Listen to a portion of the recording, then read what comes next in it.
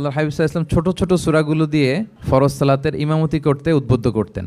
আল্লাহর হাবিব সাল্লাল্লাহু আলাইহি ওয়াসাল্লাম বিভিন্ন হাদিসে বলেছেন যে তোমরা যখন ইমামতি করবে তখন তোমার পেছনে যারা আছে তাদের দিকেও খেয়াল রাখবে।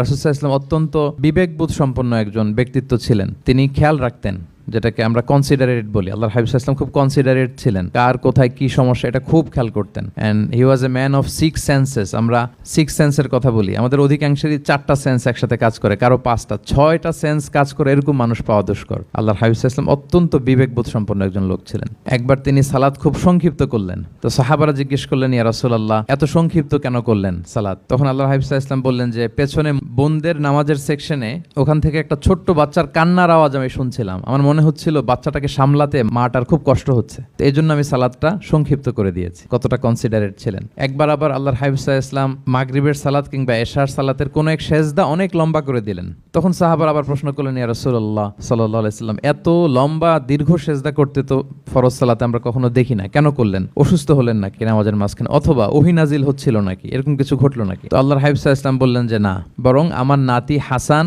আমি সেজদারত অবস্থায় আমার পিঠের উপরে চড়ে বসেছিল, আমি অপেক্ষা করছিলাম যতক্ষণ না তার খেলা শেষ না হয়, তার প্রয়োজন পূরণ না হয়, ততক্ষণ আমি সেজদায় লুটিয়ে পড়েছিলাম। হাসান যখন নেমেছে, তার প্রয়োজন পূরণ হয়েছে, আমি আবার সেজদা থেকে উঠে দাঁড়িয়েছি। আল্লাহর হাবিব সাল্লাল্লাহু আলাইহি ওয়াসাল্লাম কতটা কনসিডারেট ছিলেন।